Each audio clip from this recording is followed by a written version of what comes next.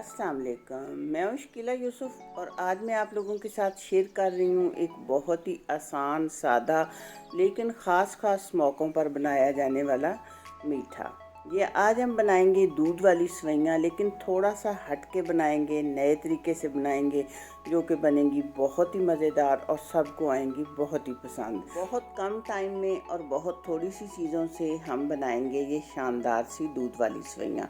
तो आपने रहना मेरे साथ साथ। वीडियो अच्छी लगे चैनल को सब्सक्राइब, वीडियो को लाइक और दोस्तों के साथ शेयर कीजिएगा। सबसे पहले मैंने लिए ये बारीक सेवइयाँ। ये 150 ग्राम का पैकेट था, उसमें से भी मैंने आधी ली हैं। 1 टेबलस्पून घी डालें पैन में और आधी सेवइयाँ जिनको छोटा छोटा मैंने तोड़ लिया है, ये हम अच्छी तरह कर लेंगे फ्राई इसलिए करते हैं कि जब ये दूध में डालें, अगर फ्राई ना की हो तो फिर इनका कच्चा सा जायका आता है।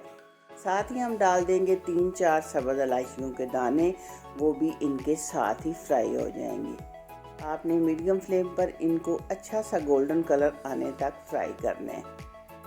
अगर आप ये फ्राई करके पकाएंगे तो बहुत मज़े की बनती हैं। बस अब ये गोल्डन कलर आ गया है, उन्हें रखेंगे साइड पे। पैन में थोड़ा सा घी डाला है और थोड़े से बादाम डाले हैं।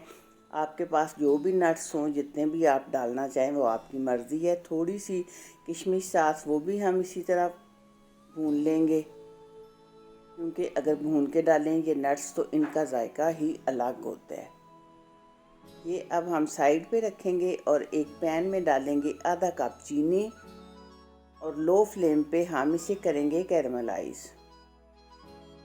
और ये देखें, जब नीचे से थोड़ी सी सुरख होनी शुरू हो तो फिर आप इसको मिक्स कर लें। और ये ध्यान रखना है कि आपने बिल्कुल लो फ्लेम पर ये करना है, क्योंकि हाई फ्लेम पर इसका कलर फ़ौरन चेंज हो जाता है और इसका जायका भी फिर जला जला सा आता है। इस पॉइंट पे आपने रखना है ध्यान, क्योंकि यहाँ पर ये कलर बहुत तेज़ी से चेंज करती है। जब ऐसा गोल्डन सा कलर आ जाए तो फिर हम इसमें डाल देंगे 1 लीटर दूध। जब हम दूध डालेंगे तो चीनी एकदम से सख्त हो जाएगी, लेकिन जैसे ही फिर इसको थोड़ी सी हीट मिलना शुरू होगी तो चीनी दोबारा मेल्ट हो जाएगी। अब आपने इसमें बॉयल आने का इंतज़ार करना है।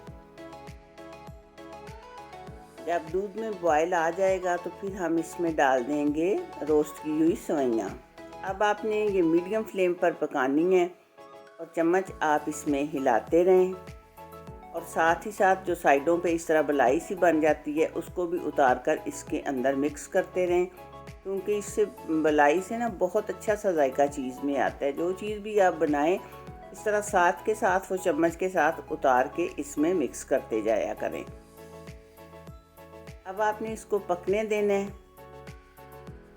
और ये तकरीबन 5 मिनट के बाद ही देखें गाढ़ी होना शुरू हो गई हैं। 2 टेबलस्पून इसमें मैंने डाल दिया कोकोनट का बुरादा है, ये बहुत आसानी से मिल जाता है। कोकोनट डालें चीज़ में, एक तो इसका जायका अच्छा बनता है, दूसरा ये है कि चीज़ हज़म बहुत जल्दी हो जाती है, क्योंकि कोकोनट जो है ये चीज़ को हज़म करने में मदद देता है।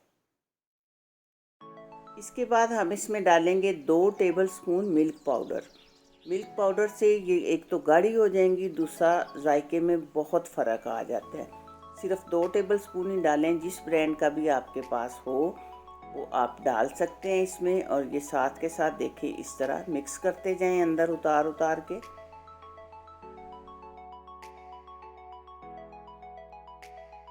ये अब देखें काफ़ी हद तक गाढ़ी हो गई हैं। और ये देखें, हमने इनको बहुत ज़्यादा थिक नहीं करना, क्योंकि अगर हम बहुत थिक कर लेंगे तो ठंडा होने पे ये मज़ीद थिक हो जाती हैं। तो हमने इतनी सी गुंजाइश रखनी है जो कि ठंडा होने के बाद इसमें थिकनेस आएगी, तो फिर वो बहुत ज़्यादा थिक भी अच्छी नहीं लगती। तो अब इस पॉइंट पे मैंने फ्लेम ऑफ कर दिया है। तो कुछ नट्स हम जो हैं वो इसमें डाल लेंगे और कुछ बचा लेंगे, वो फिर हम आखिर में डालेंगे। देखें इस तरह थोड़ा सा आप इसमें चम्मच हिलाएं, इसको ठंडा करें, इसके बाद हम इसको डिश आउट करते हैं।